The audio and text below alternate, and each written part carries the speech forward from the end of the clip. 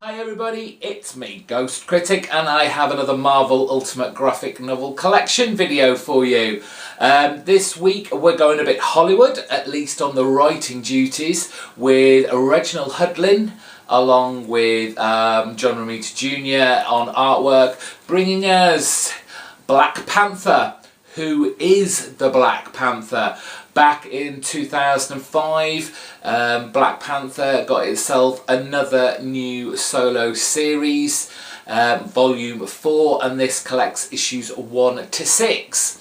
And I have to say, I didn't dislike this collection, though I wasn't enthused about it either, and I kind of have problems the way Black Panther is kind of currently used, which I'll get onto later on in this video. But for now, what we have here, what Hudlin kind of tries to put forward is, it's kind of like a jumping on point for new readers. You have an origin story of sorts, and you get introduced to obviously Black Panther and what he is about, and what his country, the land Wakanda, he defends, what that is all about. And it begins back in the 5th century, and you have like a rival tribe, I would say, trying to invade Wakanda, being forced back. Again, it jumps to the 19th century, and obviously weaponry has evolved, and this time it's the mean bad white man trying to invade Wakanda, and they get forced back. And even to the point in 1944, I presume at the bequest of the American government, Captain America tries it on, but is defeated by Black Panther 2. So you already get this idea instilled in you that Wakanda is basically not a territory to be trifled with. They all want this land because of its kind of technological advances. It is a kind of hotspot for vibranium, which is a very rare metal, and obviously everybody wants it. And it's basically, we have another invading force, and again it's America. America really want Wakanda under their kind of military rule, but they go about it the wrong way, because who do they enlist? It's not the army, it's not like special forces, even though, you know, this kind of leader of this political group within the government, deem them kind of special forces, because these are supervillains. Yes, let's use supervillains. So we have our main character, Claw. Now, he's not the Claw that, you know, we know from Daredevil, like the master of kind of, is it sound? This is a different type of Claw, but with ties to Black Panther. And he in turn then enlists another group of supervillains. So you get Rhino in there, you get Cannibal in there. Who else was there? Radioactive Man. Black Knight is thrown in. I think it's Black Knight. I think that's what he's called. Kind of joins in there, and they all have their own little kind of details, their own little missions to do. So you have obviously Rhino. He's the big powerhouse, and he's just trying to, you know, charge into Wakanda, the unstoppable Rhino. Claw is going through kind of like the back door and using technology and computers, the kind of IT side of it all. Radioactive Man clearly just wants to blow things up. But there's this kind of side plot with Cannibal. Now, for those of you not familiar with the character Cannibal, and I wasn't, he has the ability to, I suppose, for want of a better phrase, suck the essence from a person and then become them? Or is it the other way round? He's able to inhabit that person and then become that person and have their memories, etc. And he finds a way, going through several people, to become part of the kind of Wakanda foreign embassy in America, obviously to cause a bit of chaos. It's very wordy.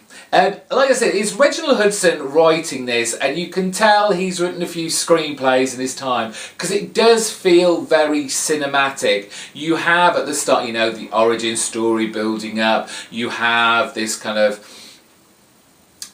government body that's up to no good.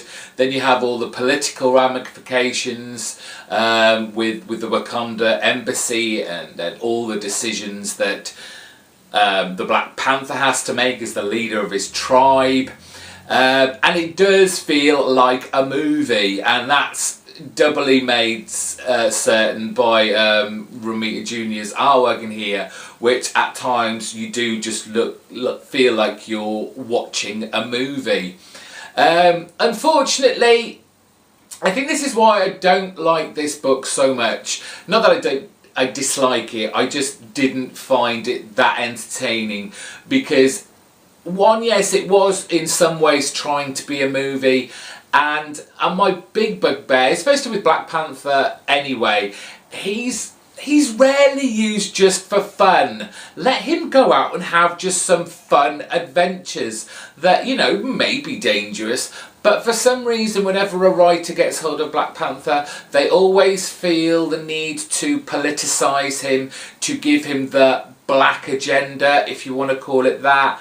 And it then sort of gets very serious and very morose, and although there's all this kind of action with supervillains around it, that feels very much on the periphery, and it's the agenda, the politicising that gets pushed to the fore. And I think in some parts this puts a lot of people off this character. And why any solo series really of Black Panther never really does that well. And you know, I've read the Jack Kirby stuff from back in the 70s. Huge amount of fun. I also enjoyed, for the most part, when Black Panther took over from Daredevil before it got rebooted, and it was Daredevil the Man Without Fear.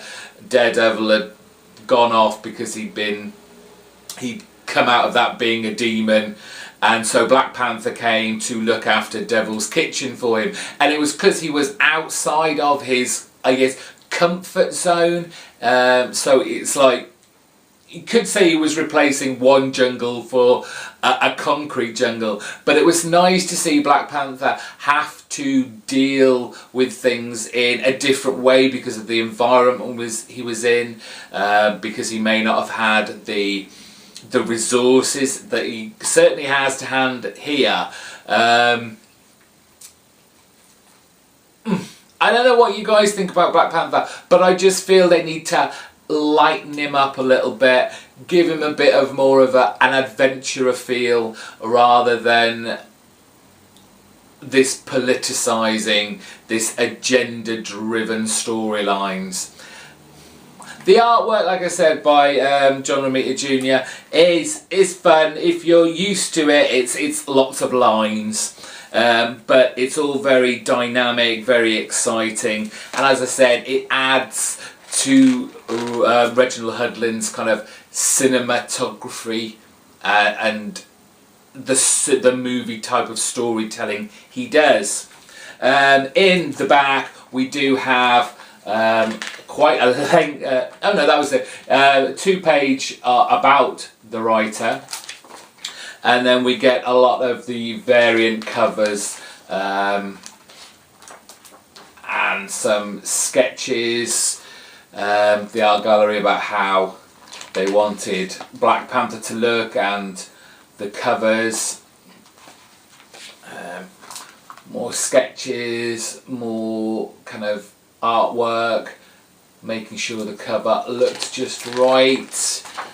And then that was it. There's a 4-page kind of article about Reginald Holland and what his original pitch was for the Black Panther, which is relatively interesting, and as always the further reading in the back. So there's a few other Black Panther stories, like his involvement in Civil War. There's one called The Bride, so that's his marriage to Storm.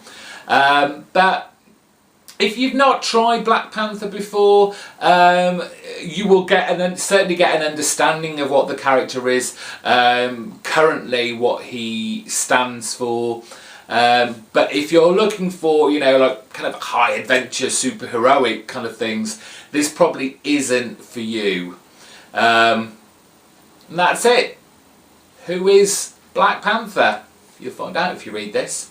That's it for me this week. Thank you all for watching, and there'll be another Ultimate Graphic Novel Collection next week.